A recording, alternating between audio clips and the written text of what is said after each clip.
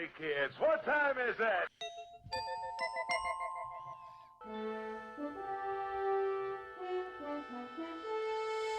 The future is coming on, it's coming on, it's coming on, it's coming on.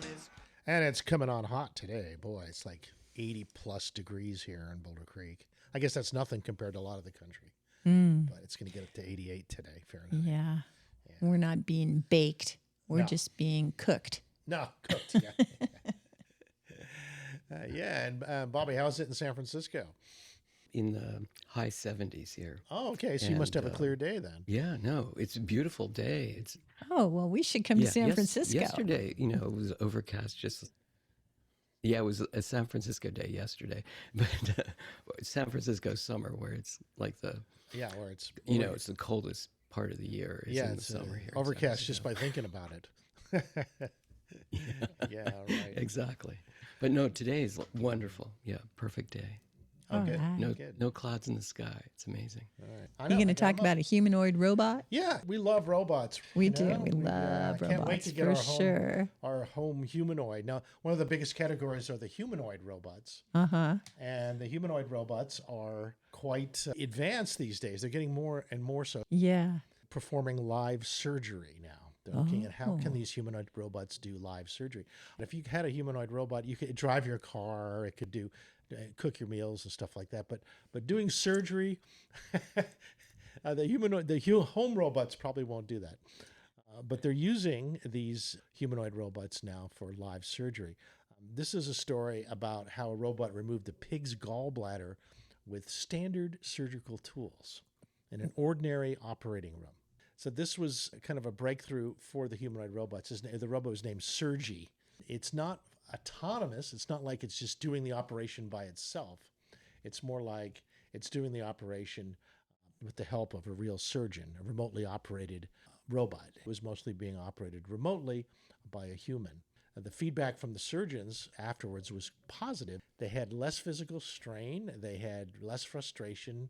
They liked the overall performance. So the robots, they pointed out to practical problems like they had to constantly reposition the robot. The surgeons think that this could be a very useful tool as they evolve.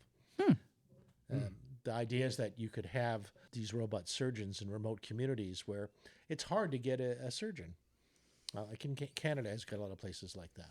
Now, I take it the big news here is not that robots can do surgery, because, of course, that's been happening with I think there's a machine called a Da Vinci that does some kind of medical procedures. And I remember reporting on one a long time ago that does tattoos, so that they've got that precision down with the robot arm. The robot tattoos, yes. But this is a humanoid robot that's being trained to be a surgeon.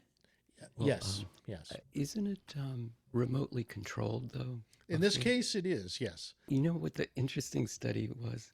They found that surgeons that know how to use chopsticks actually perform better remotely with these remote-controlled robots. Really? Surgery. So Yeah, chopsticks is a good precursor if you want to be a robo-surgeon, huh? Well, how does that work, Bobby? Is that the nature of the hand that they have on some of the more primitive robots? Because think about it, these remote-controlled robots that you're talking about, the surgeon has to wear a special glove, right? And he has to have really good dexterity. And apparently they found that these remote robots, the surgeon that had used chopsticks, like growing up using chopsticks, had really better dexterity and can actually move the remote scalpel very precisely. That makes a lot of sense, because you develop a lot more of your brain cells around how to delicately hold things if you're using chopsticks. First of all, if you're dyslexic, you're even better, because then you're ambidextrous. Actually, the part of the brain that has, let's say, if you can map out areas that have sensitivity to the thumb and the first fingers and each finger, people that are dyslexic have larger areas of the brain, left and right hand. That's another thing. So they're very good with their hands. That was very weird. Oh, I had a fortune teller tell me that I should do things with my hands. He wasn't saying I should be an artist or something. He just says you should do something with your hands because I'm very good at that. Oh, good. And I am. Well, maybe before long you'll be using one of these robots. Yeah, you'll be a chopstick surgeon. Yeah. Well, but you could be an artist, you know. Yeah, you could. Yeah. Remotely, That's true, right? It doesn't very play or do things like that. Maybe new forms of laparoscopic artistry might evolve out of this. The advantage of these humanoid robots, though, is that they're much more mobile and portable than the dedicated robots they're using now, like the Da Vinci that Sun just talked about, and that they are able to be dropped into locations quickly and easily in standard operating rooms. You just push them off the helicopter and they're on. Just throw them on. Yeah. Oh, that's right. They're going down in the Congo with Ebola going on down there. Okay, drop off the robot. Make sure they've got their bumpers on. Yeah. Typically, the surgeon is seeing this magnified high-definition 3D view of the surgical field before him, and it's often better than what he would see with his own eyes. Da Vinci is particularly known for having really sharp visuals. Boy, it's pretty cool. This is right out of a sci-fi movie. Yeah. This is the next chapter in abductions. Right? So now instead of being probed by little gray men, you're going to be probed by robotic arms in the middle of the jungle. Yeah, well, as long as they can fix me. The cameras are held by the robot. They're steadier than what a human can hold a camera. So it's a more stable image that way. I guess that counts when you're doing surgery. Yeah, and these humanoid robots, they're very mobile. They're very compact. The electric components controlling their motion make them faster. They used to be kind of awkward. I bet they still are kind of awkward. Kind of awkward, yeah. But they're probably very good at the cuts that they need to do. Yeah, balance. The real world is complicated, and humanoid robots are, well, they work quite well in warehouses and stocking warehouses, and actually they've even been winning marathons lately too. Amazon is starting to use them. Yeah, exactly. Amazon's heading in that direction where they're a robot company, I think. Right. Yeah. I remember when Wayne, one of his jobs was at Amazon, and he was actually competing with the robots to see who could do things faster. And it was really stressful for the humans. They keep track of how long it takes you to do each task, and over time, and they see what performance levels you achieve, and they compare different workers and choose the faster ones. Well, the good news is that we're liberating humans from that kind of robotic work. Right, robotics. But we still need to think about how to take care of the humans and support the humans in doing the things that humans do better. Yeah, what do they do better? In this case, the surgeon is still there. He wears a stereoscopic headset with that 3D view I mentioned, and the robot translates the surgeon's commands into movements. Voice control. Oh, you coax the robot, huh? Sort of like a episode of The Pit. Yeah. You're just telling the new robot apprentice how deep to wield the scalpel, right? Yeah. Not so much. Slow down. I'll tell you. Right? Exactly. The team used the commercially available Unitree G1, a Chinese robot. Mm-hmm. It's a humanoid. It's a general purpose humanoid with very relatively dexterous wrists. I doubt if it has anything on the level that the new Tesla Optimus robot will have, but it's got a fairly dexterous wrists and multiple joints. So you can have the robot do some surgery and then go do the dishes? Well, I guess that's possible. Drive you home, drive the ambulance too while you're at it. They also wanted it to be able to quickly switch between surgical tools. Oh, mm-hmm. So it's going to have a rack of robotic hands that it can choose from. They optimize the hand for surgical instruments, which is kind of cool. I guess you can have detachable hands for different purposes. Yeah, if you're a robot. If you're a robot, yeah. Yeah. I mean, you could have one of the fingers or hands actually be a drill.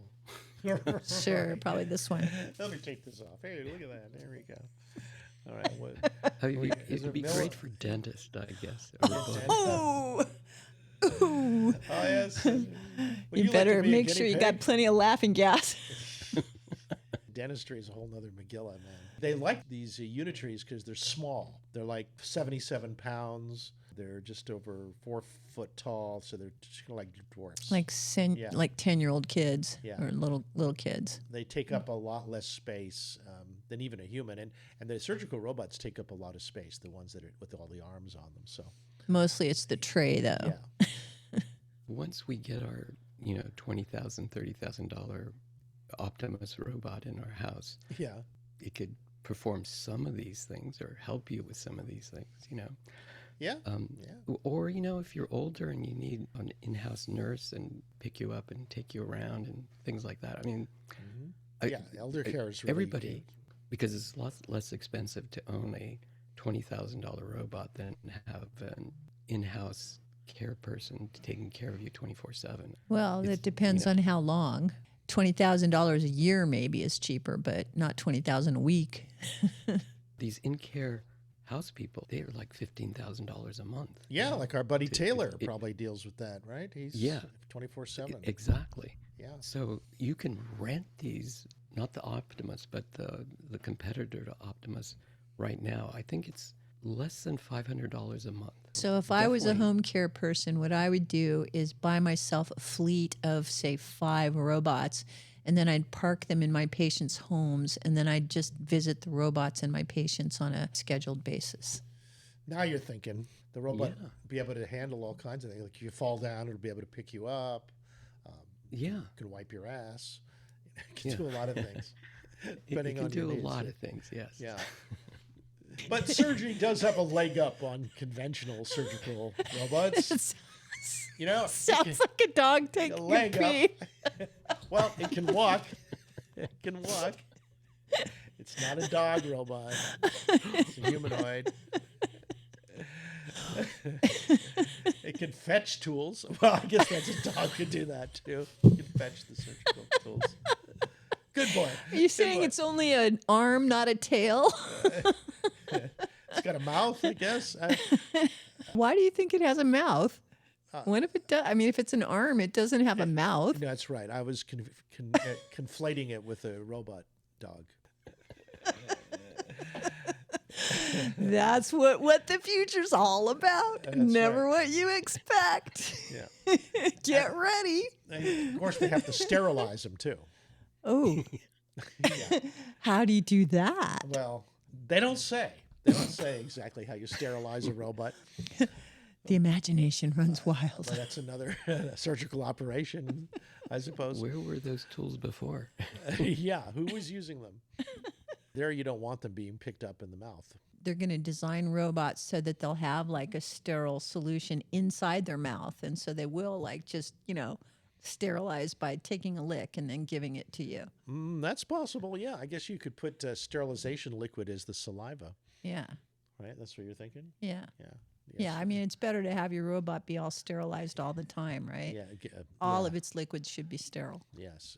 So you always expose things to the sterilizer robot first. Oh, you think it'll be a special robot that does the sterilization? Why not? Why not? Could be, It's a design issue. Yeah.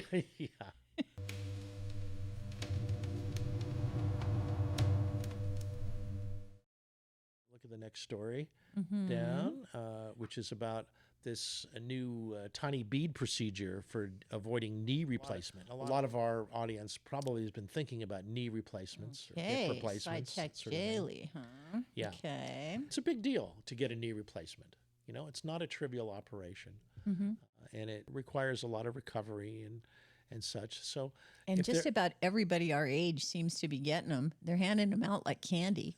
Yeah, they've gotten really good at it. But do you want to replace your knee or your hip?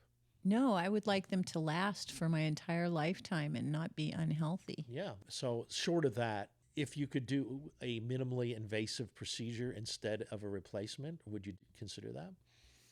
Well, like I say, if I'm in pain, I'm going to consider a lot of things. But, and consider. So far, my Hokas have worked really well. I haven't had knee pain. I just sprained my ankle, but my knees are fine. Okay. Well, Leah Casadaban, MD, MS, Assistant Professor of Radiology at the University of Colorado, is very pleased with her operation. It's a procedure called Genicular Artery Embolization. Genicular Artery Embolization. And it's designed to ease chronic pain by reducing blood flow to the inflamed area inside the joint. And you limit the circulation to abnormal blood vessels linked to inflammation, and that can cause decreased swelling and hence decreased pain. Oh, okay. So you deaden the knee a little bit so that you have less blood flowing Decreased to swelling, it. yeah. Less swelling. Yeah, and abnormal blood vessels often have too much inflammation. Usually the disease that they're treating is osteoarthritis in the knees. And right now they use medications, they use physical therapy, maybe a steroid injection. And then if none of that works, off with your knee. Total knee replacement. There hasn't really been anything in between until the GAE for genicular artery embolization. Minimally invasive that may fill the spot, if you don't want to have to get the full knee replacement. And so what are these tiny beads? What role are they playing? Are they clogging up the little blood vessels so that it doesn't get so swollen? Well, let's go through the procedure a little bit. First of all, it's a 2-hour procedure, and you're conscious during it. You'll have some sedation. And the procedure, they have a radiology team that make an incision near the crease of the leg, and then they insert a thin catheter through the femoral artery using X-ray imaging and a contrast dye. Once it reaches the genicular arteries around the knee, these tiny beads are released to block blood flow to the abnormal blood vessels associated with that inflammation. And those are the painful areas. They say 70% of patients have phenomenal results. It cuts their pain scores in half, sometimes more. Some patients have no pain at all after the procedure. So they're not replacing anything. They're just cauterizing an inflamed blood vessel. Well, they're putting these tiny beads in there. I guess the beads limit the circulation flow. This process was developed in Japan originally, interestingly enough. The 4-year study that was published in Japan showed that if you have one outpatient procedure, your pain relief can last 4 years. In the U.S., there's a 2-year study, and there's been a good response to that for 2 years. Osteoarthritis affects other joints, and so they're thinking about whether or not it could be useful for like frozen shoulders, tennis elbows, plantar fasciitis. All right. Thank you, SciTech Daily. Yeah. They're talking about this lizard venom. It's actually the history of GLP-1 type drugs, the ones that reduce, for reducing weight. Right? Reduce fat and weight and causes weight loss. It actually came out of lizard venom. Is actually how it was derived from originally. And they're saying these types of drugs can also repair cartilage eventually. You can also use PLP, the plasma, that they take and re-inject the area with stem cells. It actually is better than that. There's these new peptides also that are coming out that can repair the knee too. I'll have to find that one. I'll send that one to you too. Oh, okay. There's a lot of work going on knees and pain that we'll keep tracking here. Yeah. You, Mrs. Future, had a problem with your ankle. Yeah. And a simple thing, just falling down once, can cause pain for months. Yeah.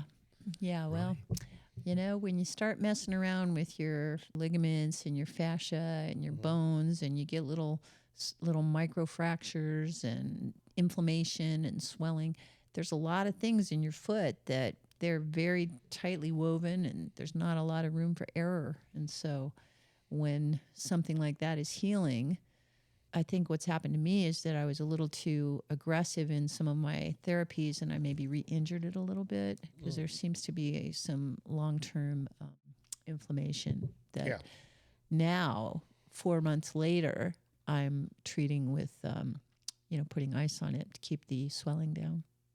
So, yeah, healing is a delicate art.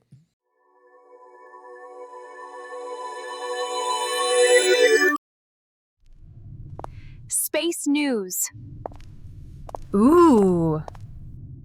Astrobiologists have positively identified something sweet in outer space. Really? Yes. They sent out something to do some taste testing in outer space. Yeah. They went out and they found something real. So they pinpointed a type of sugar called Erythrulose. It's like sucralose. It's Erythrulose. erythrulose. Erythrulose. Erythrulose. Erythrulose. Yeah. It's like Earth, but it's not. It had nothing to do with Earth. It's an inside a molecular cloud near the center of the Milky Way of our galaxy. Yeah, a sweet cloud near the center of our galaxy.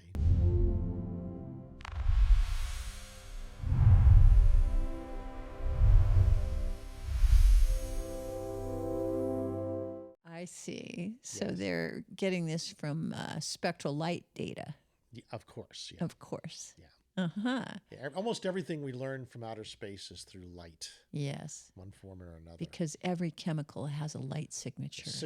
Light signatures are profound. And some of those chemicals are sweet, even if we can only see them with our eyes. Little synesthesia there. Or with our instruments.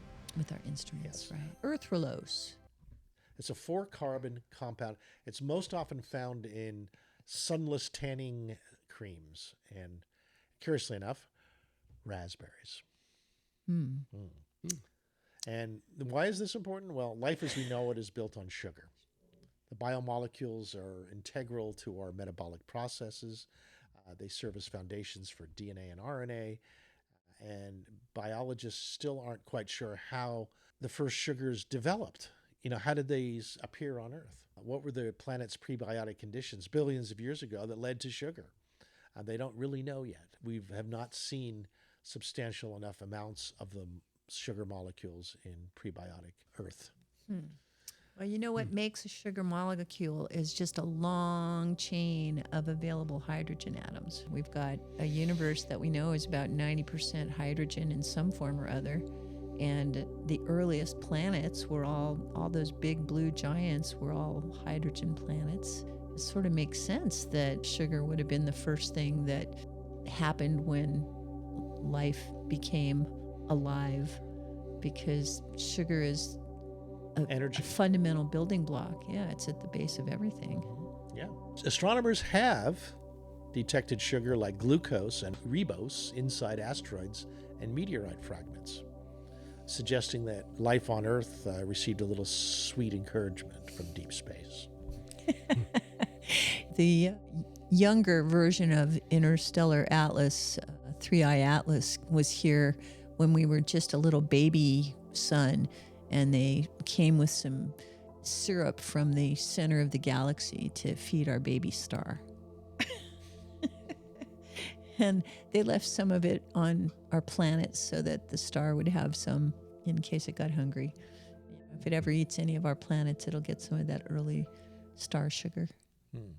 You wonder whether or not planetary systems have a sweet tooth. I never did wonder that until right now. I see. And not just biological life likes sugar. As above, so below. Chocolate for planets. I've discovered the best, this is absolutely the best sugar substitute that you should put in all your drinks or everything that you normally were using sugar for. It's an essential molecule. It's called glycine. Oh, yeah. You turned us on to glycine. That goes into many of our morning drinks these days. Is that considered a sweetener? Is it glycine? Use it as a sweetener. It's amazing because the sugar, it causes aging. Some of these synthetic sugars can cause dementia eventually. Glycine is so important in all the chemical processes. And it turns out just for your body, for your mitochondria to finish executing all these chemical processes to release those electrons so that you have energy in your cells, it consumes a lot of glycine. And so we're all deficient in glycine. The big rage was using NAC, N-acetylcysteine, and that promotes NAD inside the mitochondria to give you energy. But it works 10 times better if you just introduce it with glycine together. So it's called Glynac. So you take glycine plus NAC and you get this word Glynac. And that's the big rage right now for anti-aging. It gives you energy at the end of the day. It's crazy. Like, before, at the end of the day, if I was climbing up the stairs, it's like I was completely out of energy. And now it's like I just woke up in the morning, I have all the energy I need, and it just continues energy all throughout the day. Sprinkle it in your coffee or your tea. It's great in green tea. You've been using it for how long great. now, Bobby? It's been a regular part of your life? I heard about it during COVID, because these people that were getting long COVID and they were out of energy, they found out if they added glycine, not only did they have more energy and they could sleep better. You can take it before you go to bed and you have better dreams. Yeah. Fantastic. Wow. So far so good. Eh? Years later, you're still doing it on a daily basis. Now even more. And because of the big rage, I would say in the last 6 months, I've like tripled the amount of glycine I was taking. I mean, I wasn't taking that much before, but now it's like I like the taste of it. It's in everything that I put in. Yeah. You can just take hot water and just put some glycine in it and drink it. It's like sweet water. It's great. Meanwhile, we got some sugar discovered in space. Yeah, that's right. Well, they figure that in order for life to form as we know it on this planet, we needed maybe as much as 50 million tons of sugar that must have hit the Earth about 4 billion years ago. And maybe it came from one of these sugar clouds. It was during a formative cosmic era known as the Late Heavy Bombardment. The Late Heavy Bombardment between 4.1 and 3.8 billion years ago. And that would have been enough sugar to assist in the development of the planet's first replication metabolic processes that led to life. Detecting of this Erythrulose. Erythrulose is very exciting. Urith. Who's Rith? You're Rith. You know, and I took Latin in high school too. Loath. I took Latin in high school. And it just Yeah, but you must have forgotten everything you ever knew. no, I didn't. Well, not everything you ever knew, but all the Latin. Yeah, for something. I didn't learn how to pronounce that.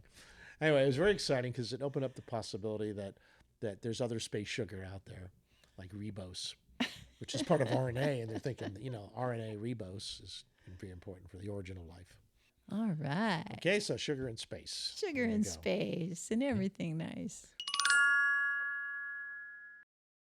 Interesting story. You know how radiation has been a big issue on this planet? SciTech Daily had an interesting story on how small bacteria have turned toxic uranium into a stable compound. Oh. Yeah. So we got something that likes to eat uranium, huh? Yeah, that bacteria may offer an unexpected way to immobilize uranium in contaminated water. Oh. Uranium contamination is difficult to manage because metal can change chemical form, and when uranium remains locked inside minerals, it's not very mobile. But when environmental condition or mining activity converts it into a soluble form, it can move through groundwater and spread, causing contamination. This new study suggests that naturally occurring bacteria may be able to stop that movement of uranium contamination. That microbes living in water from a flooded uranium mine removed nearly all of the dissolved uranium and converted much of it into a stable compound.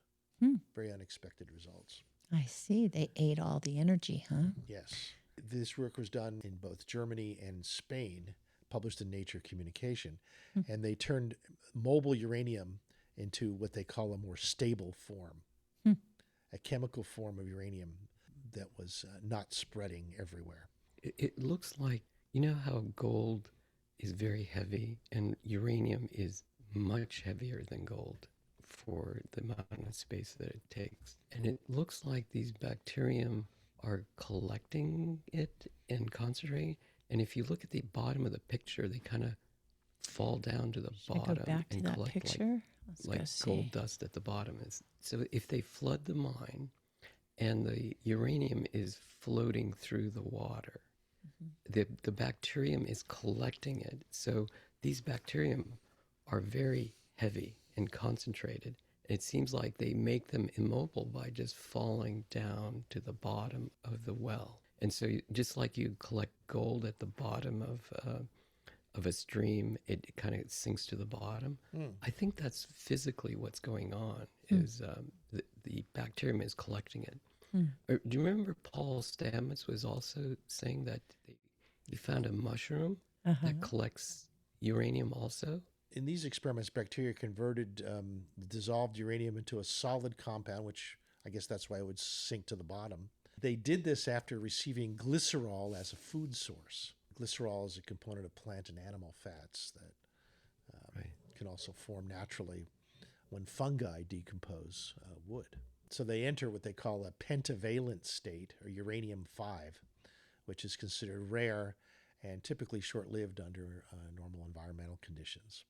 This goes to show that microorganisms continue to be major drivers of chemical change in soil and groundwater, and they can process metals and other pollutants as part of their metabolism. And considering these microorganisms as a way of dealing with pollution is a really good idea.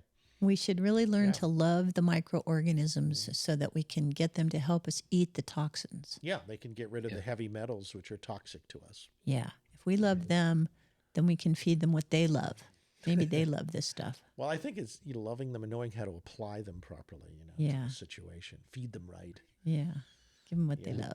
I think this is what they're probably going to apply to some of the vaults that were storing the uranium that were blown up in Iran. They're worried about contaminating the groundwater there. Yes. So it seems like they would flood these things and put these microbes in there, and then the microbes would collect the uranium and concentrate it instead of letting it flow through the aquifers around that area. Yeah, I think we should go to Iran and introduce this to them. What was that? Ba-dum-bum. You got some microorganisms in the kitchen clinking around. They're pretty big organisms in the kitchen, yeah.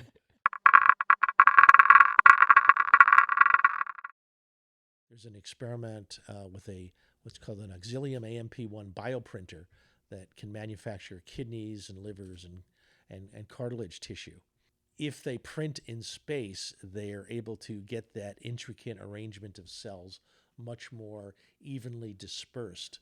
Well, on Earth, the cells in the bioprinter don't quite print evenly. The heavier aspects of a cell sinks to the bottom, so to speak, to a collection of cells where it's not dispersed and causes the artificial kidney or the bioprinted kidney or liver to not work as well as they should. Those are the ones that are grown on Earth. Yeah. Huh. It's a new experiment. It suggests that microgravity can help overcome this reproduction problem of cellular organization. Scientists use living cells in an ink, a special kind of bio-ink, to build biological structures, and they sink in the ink, the components.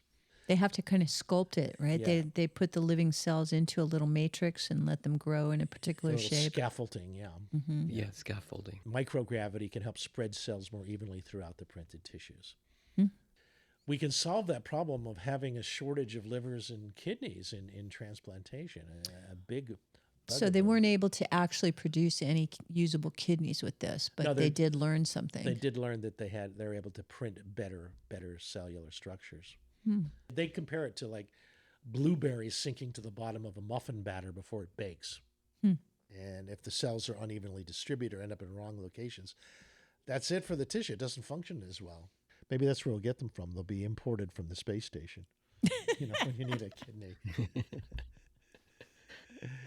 Yeah, they're pretty cool. The researchers from the Wake Forest Institute for Regenerative Medicine supplied human kidney and liver cells with tissue designs, and the bioprinter firm Auxilium provided the orbital manufacturing platform capable of producing tissues in microgravity. Kidney, liver, and cartilage tissue using specialized bioinks with living cells. I'm applauding this kind of research. It's way better than enslaving future humans and using them as organ farms. Yeah, that's kind of the dark ages. That's where we're going with Baron this. von Harkonnen in Dune. Yeah. Yeah. So that's good news for this week. That's good news. Yeah. So since I want us to kind of bring the show to a close here, I wonder if we couldn't come up with some kind of a what the future ending where we contemplate some rad aspect of this week's news. Well, here's one thing. We'll leave on a collection of images of Pentagon releases of the latest UFOs. All right. UAPs, okay? Unidentified flying objects. Yeah, all the latest stuff. Let's go. See what you think. Okay. Comments welcome. So is there a new dump of? Yeah, there's a new dump this week. The one I have up now is probably one of the more unusual ones. Looks like a flying camera. It looks like a drone. Doesn't that look like a camera on a drone? Yeah, that's probably the most interesting one. The Imperial forces looking for the Rebel Alliance on the planet Hoth, in the Star Wars series. Yeah. Yeah. So don't you feel like the Pentagon is doing their best to just release things that make us want them to take care of it? Look, it's technology. Some people think it's a bunch of balloons that escaped. I think it's a bunch of insane patients that escaped. Yeah. And now they're running the government. And we'll show a few other cool stuff on the way out here. Okay. All right. Well, the future's calling me, people. All right. We must get rolling. So until next week, folks, enjoy the show. And we're also processing a really interesting interview with Randy Masters, which you'll be seeing soon, too. Stay tuned. Yeah. And thank you, Bobby. Always Thank you so wondering. much. Good to see you. What the future.